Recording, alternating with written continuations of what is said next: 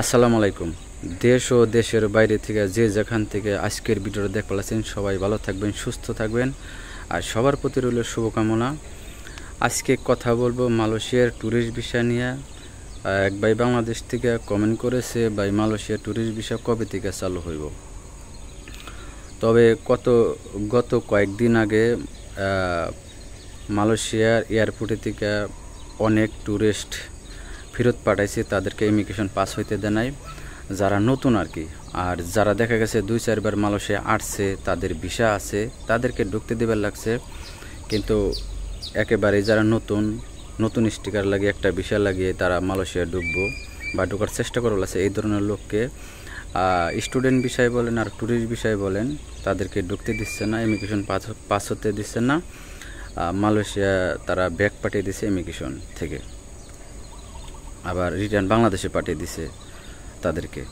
তবে যাই হোক, বাংলাদেশ থেকে এক ভাই কমেন্টে লিখেছে, ভাই মালয়েশিয়ার ট্যুরিস্ট ভিসা কবে থেকে চালু হইব। তবে আমরা অনেকেই অনেকভাবেই মালয়েশিয়া আসার চেষ্টা করবার লাগছি, মালয়েশিয়ার কলিং ভিসা বন্ধ থাকার কারণে।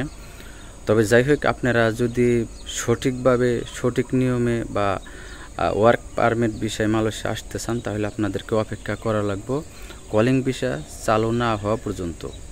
যে পর্যন্ত কলিং ভিসা চালু না হবে, আপনারা যদি বৈধভাবে মালয়েশিয়া আসতে চান, তাহলে অবশ্যই অপেক্ষা করা লাগবে। যাই হোক, এবং কি গত কয়েকদিন আগে বাংলাদেশিকে আটক করেছে 36 বাংলাদেশি। তাদেরকে আটক করেছে বা তাদেরকে জঙ্গি হিসাবেই রেকর্ড করেছে বা বলেছে খারাপ কাজে তারা লিপ্ত। এবং কি কিছু লোক অলরেডি দেখা গেছে যারা বেশি জড়িত না বা দেখা গেছে স্বাভাবিকভাবে আটক করেছে, তাদেরকে দেশে পাঠিয়ে দিছে। আর যারা অলরেডি এই কাজের সাথে জড়িত বা মেন, তাদেরকে জেলে দিছে বা তাদেরকে জেলে রাখছে। পরবর্তীতে সিদ্ধান্ত নিব তাদের কি করা উচিত। তবে আমরা অনেকেই এখন এই কাজের জন্যেই খারাপ কাজে লিপ্ত হয়। এই জন্যই বাংলাদেশিদেরকে এখন একটু নিচু পদে দেখে মালয়েশিয়া। যাই হোক, অনুরোধ করব যারা এই ধরনের কাজে লিপ্ত একটু বিরত থাকবেন, ভালো রাস্তায় আসার চেষ্টা করবেন, সবাই নামাজ কালাম পড়বেন, ইনশাল্লাহ সবাই হালাল রুজি কামাই করেন, ভালো হব। যাই হোক, একজনের জন্য 10 জন নষ্ট।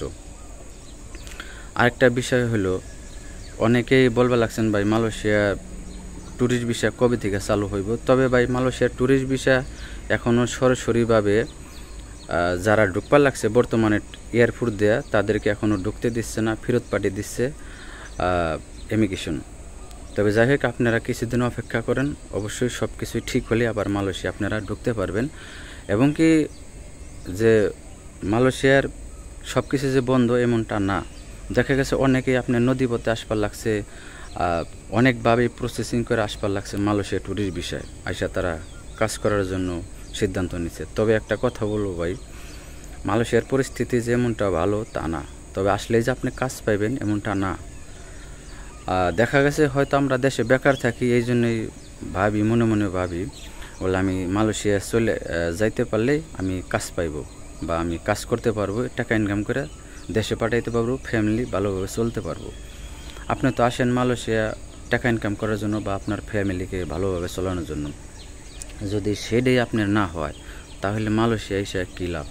তবে আপনারা অপেক্ষা করেন, হয়তো জিনিসটা একটু এখন পরিস্থিতিটা বেশি খারাপ, একটু নিয়ন্ত্রণের দিকে আসুক, তাহলে আপনারা আসতে পারবেন। তবে আমি সবচেয়ে বেটার একটা কথা বলবো, যারা মালয়েশিয়া আসার জন্য অপেক্ষা করবে আছেন, অপেক্ষা করেন। ট্যুরিস্ট বিষয় না ঢুকে আপনারা কলিং বিষয় চালু হলে সেই কলিং বিষয়ে ঢোকার চেষ্টা করবেন বা আসার চেষ্টা করবেন। তবে ভালো কোম্পানিতে আসার চেষ্টা করবেন। আপনারা দেখা গেছে এজেন্ট বিষয় না আইসা সরাসরি আপনারা কোম্পানির বিষয়ে আসবেন। আর পরবর্তী ভিডিওতে আপনারা কমেন্ট করবেন যদি কোম্পানির নাম চান, কোন কোম্পানিতে আসলে ভালো হইব, কোন কোম্পানিতে কীরকম সুযোগ সুবিধা। ইনশাল্লাহ আমি আরেকটা ভিডিও বানাইব যদি আপনারা কমেন্ট করেন বা বানাইতে বলেন।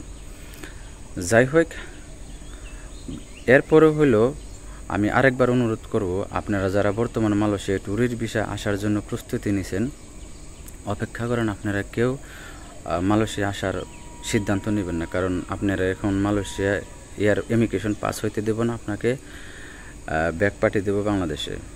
যাই হোক, ভিডিওটা দেখার পরে যদি ভালো লাগে অবশ্যই আপনার মতামত কমেন্টে জানাবেন, আর লাইক কমেন্ট শেয়ার করবেন, চ্যানেলটা সাবস্ক্রাইব করে দেবেন, পাশে থাকা বেল আইকন অন করে রাখবেন। পেজ থেকে দেখলে পেজটা ফলো দিয়ে বেশি বেশি শেয়ার করে সবাইকে দেখার সুযোগ করে দেবেন। সবাই ভালো থাকবেন, সুস্থ থাকবেন, আল্লাহ হাফেজ।